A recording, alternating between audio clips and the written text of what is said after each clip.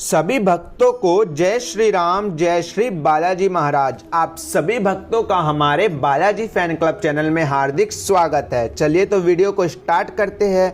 आज इस वीडियो में मैं आपको भोलेनाथ जी की एक कथा सुनाऊंगा। जय श्री राम, जय भोलेनाथ। एक बार कैलाश पर्वत पर भगवान शिव और माँ पार्वती बैठे हुए थे। शिवजी जी ध्यान लगाकर बैठे हुए थे। तभी पार्वती जी ने देखा कि वह मंद मंद मुस्कुरा रहे हैं। पार्वती जी के मन में प्रश्न उठा कि आज महादेव ध्यान मुद्रा में भी क्यों मुस्कुरा रहे हैं। उन्होंने भोले बाबा की समाधि समाप्त होने पर उनसे पूछा, स्वामी मैंने आपको पहली बार समाधि में मुस्कुराते हुए देखा है, इसका क्या कारण है। शिवजी जी ने उन्हें बताया कि उनके एक भक्त और उसकी पत्नी की बात सुनकर वह मुस्कुरा रहे थे। पूरी बात बताते हुए महादेव जी ने बताया कि मृत्यु लोक में मेरा एक अनन्य भक्त एक ब्राह्मण है, जो कि मेरी ही एक मंदिर में पुजारी है और मेरी ही दिन रात सेवा में लगा रहता है।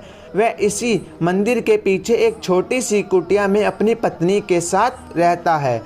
इसकी पत्नी चाहती है कि उसके पास खुद का घर हो और धन दौलत हो, जिससे वह सुख से अपना जीवन बिता सके। परंतु पुजारी केवल मंदिर के चढ़ावे पर निर्भर है और मंदिर में आने वाली दान दक्षिणा से बड़ी मुश्किल से उसका घर खर्च चल पाता है। घर में अन्य सुख सुविधाएं कहाँ से आएगी। पर वह दिन रात अपनी पत्नी का सपना पूरा करने का अनुग्रह करता रहता है। आज उसकी पत्नी ने उसे ऐसी बात कही जिसे सुनकर मैं मुस्कुराए बगैर नहीं रह सकता।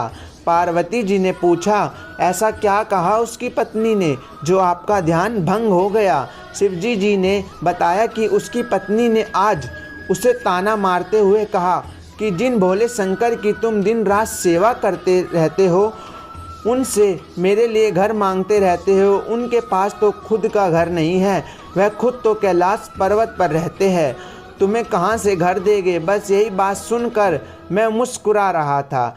इस पर पार्वती जी को बड़ा आश्चर्य हुआ। उन्होंने कहा, स्वामी यह बात सुनकर मुझे बहुत बुरा लग रहा है। वह आपको ताना मार रही है और आप इस बात को सुनकर मुस्कुरा रहे हैं। आप उसे एक घर और सुख सुविधाएं दे दीजिए जिससे वह अपनी आपकी निंदा ना कर सके।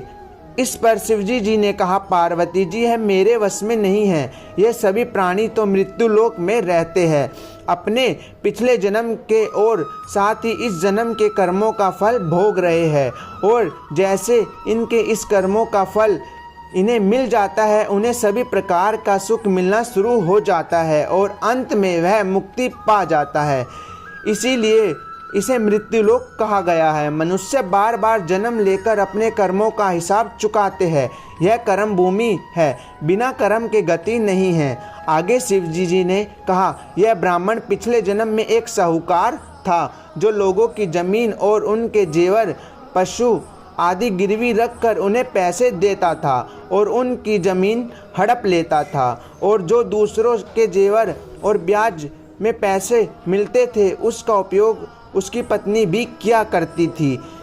इसी कारण आज इस जन्म में इसे घर नहीं मिल सकता और इसकी पत्नी जिसने उन वस्तुओं का उपयोग किया है, वह भी इसके साथ यह कर्म का फल भोग रही है। इस जन्म में यह मेरी सेवा कर रहा है, जिससे इसके कर्मों के फल में जो कष्ट मिलने थे वह मेरी भक्ति के कारण इसे नहीं मिल रहे हैं। इसका जीवन शांति में कट रहा है, पर जब इसके कर्मों का हिसाब पूरा नहीं होता, इसे घर और अनन्य सुविधाएं नहीं मिल सकती है। यह विधि का विधान है। पार्वती जी ने कहा, यह तो ठीक है, पर उसकी पत्नी जो आपकी निंदा कर रही है, उसका क्या।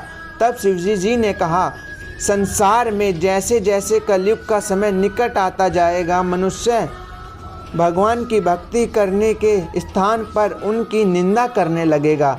यह सृष्टि के आरंभ में ही लिखा जा चुका है।